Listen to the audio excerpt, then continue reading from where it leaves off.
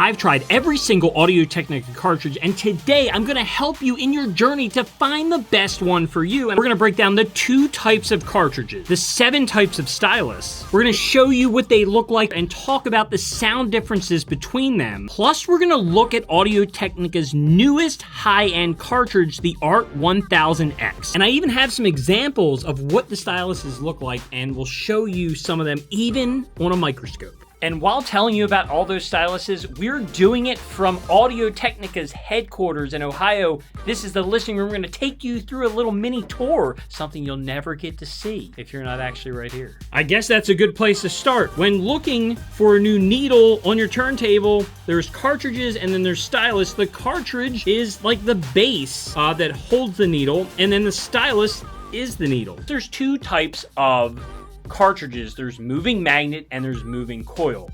The moving magnets, you can get the cartridge and replace the stylus, upgrade them as you move along in your journey. Moving coil cartridges, you cannot do that. The stylus is built into the cartridge. I brought John from Audio-Technica over here, he's right there, to kind of tell you the difference between a moving coil and a moving magnet. Make it very, very easy to understand.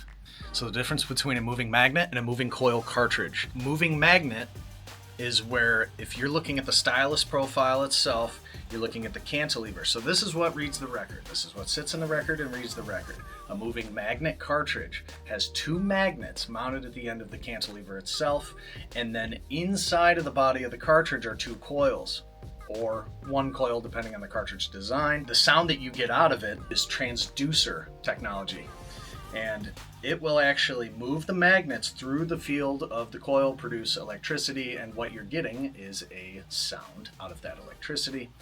And the magnets mounted to the end of the cantilever assembly are moving through a mounted fixed coil. The exact opposite for a moving coil cartridge. So on a moving coil cartridge, there are coils mounted, or a single coil mounted on the end of the cantilever. And there is a fixed magnet inside of the cartridge, and that fixed magnet and the coil produce the sound, or produce the electricity that turns into sound. All right, so we've been filming this in the listening room at Audio-Technica, but I want to show you guys the lobby because it's sick. And that's where we're going to tell you about the first series of cartridge, the 95 series. So leaving that listening room, this is what you see. They have the giant lit up Audio-Technica logo and just a beautiful lobby. Here you get a nice couch, some chairs to sit on. Going across here, you see a vintage jukebox where you have all your 45s. Do you have any 45s in there? Yeah, look at that. But what we want to show you over here, we have a display. You have all the headphones, all the 50X headphones up top, the M50Xs. You have the Soundburgers over here, and even the limited edition Japanese version, which is super cool. But here, below that, that's where the 95 series of cartridges are. And stylus, you can see as I take the covers off, each one has a different color. And we're going to start down the end. You have the blue one, which is the VM95C, that's the conical. You go to the green, that's the elliptical.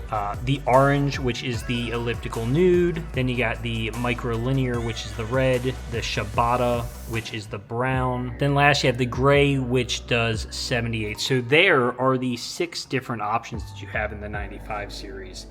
And again, you don't have to buy a new cartridge when you upgrade through these.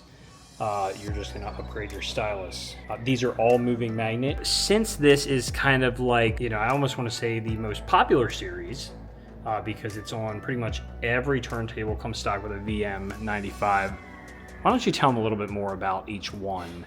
Of course. And how they can upgrade and stuff like that. Of course. One of the things we started doing with our turntables, and the entry-level turntables, and like the LP70X that just came out a couple days ago, we started integrating the VM95 series cartridge into the head shell. And it was for the specific fact you can have an upgrade path. Start out with the blue stylus, which is the VM95C. It is a conical stylus, which I'll show you a little bit about the stylus profiles here in a second. When you go into the green, you get an elliptical, and the elliptical will give you better groove contact, but it won't be as much of, it's more lenient with some dust, it's more lenient with the condition of the record. When you start getting into some of the higher vinyl profiles, you'll actually notice scratches on your records more. You'll notice dust more and some popping and some cracking.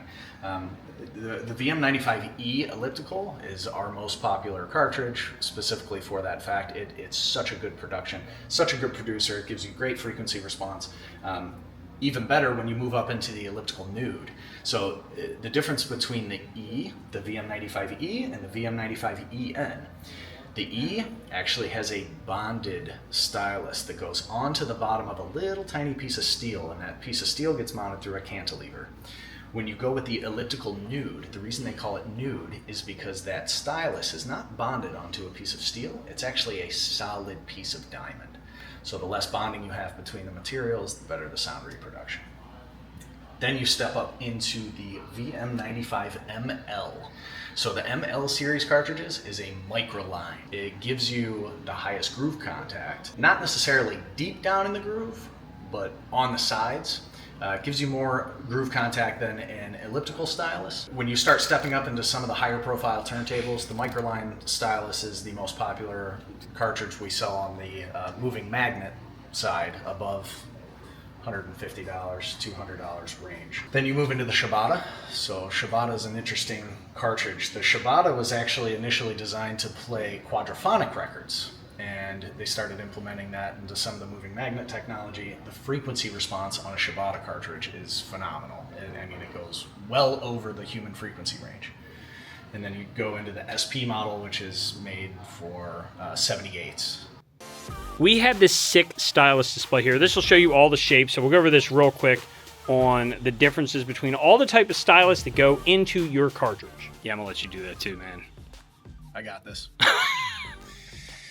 This stylus display was developed with careful consideration. So we developed it with a simulated record groove across all the channels, and then you're looking at different stylus profiles we make. Everything from an SP conical, which will read 78 records, to a conical, and then an elliptical. And if you remember from the VM95 series explanation, these two that I have my fingers on currently are elliptical cartridges. So the elliptical stylus profile comes in a bonded and in a nude. So the nude, like I was explaining, is actually a solid piece of diamond. The bonded is a piece of diamond on the very end.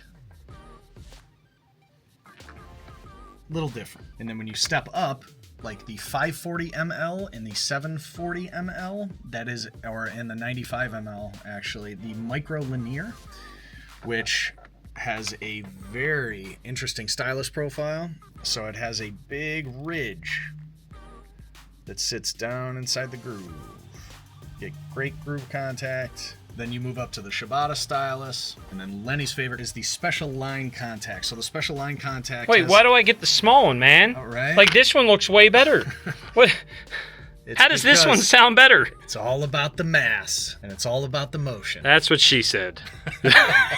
So the special line contact has the lowest mass of any of our stylus profiles, as you can see. It has the highest groove contact and the lowest mass, which allows you the most accurate reproduction of the groove of your particular record. So now you know what all the stylus look like. This is the 500 series. This is the 540 ml, the microlinear cartridge. You see it's also red, just like the 95 series. And you might be asking yourself, just like I am, well, why would I upgrade from the 95 series and go to a completely different cartridge, okay? And like this cartridge, you can still change the stylus, but why would you go from the 95 series to the next step up, the 500 series? And to answer that question, you know I'm going to you. Maybe you can tell them why this cartridge is a better option and an upgrade option compared to the 95 series. Of course. So the VM540 ML is our most popular microline because of a couple different reasons, but this actually has an upgraded engine inside, a little bit better circuitry than the VM95 series. It gets a little complex, and I'll stop the specification ramble on. Yeah, this isn't that channel, okay? VM95 ML has a better compliance with some of the lower end tone arms, lower end turntables. VM95 series is definitely made to fit a wide range of products. When you start upgrading into the 5 series, so the VM540ML, you're going to get a better overall performance due to the internal circuitry and the motor inside. Stylus profile is the same, magnet assembly is the same, but a lot of people choose these particular cartridges specifically for the internal circuitry and the motor inside of the body of the 540 series. And while the 5 series is super popular, it's an engine upgrade over the 95 series. There's one more series in the moving magnet cartridges, my favorite, the 700 series. These, you're going to notice a considerable difference just looking at them, but the sound, I'm telling you, when you upgrade to a 700 series, the sound is going to change completely. It's wild. Like, oh yeah, here we go. Let's see. There is the difference. The 2 cartridges side by side. On the bottom, you have the 540, and on the top, you have the 740. You can see the gold cartridge there is the 740. The 700 series, a much different animal than the 500 series. So if you notice, the material, the construction material goes from like an ABS or a polymer to actually brass. So when you go with an upgraded housing, you actually get better anti-resonance properties of the cartridge itself, and then you get better dampening performance out of it as well. Just overall, a better frequency response from the cartridge. Now, we showed him the microlinear, but can you show him the 760? I know that's your baby. So people like to know, hey, what's your favorite cartridge? Here is my favorite cartridge. Is a moving magnet. It's the Technica VM760. This is a special line contact.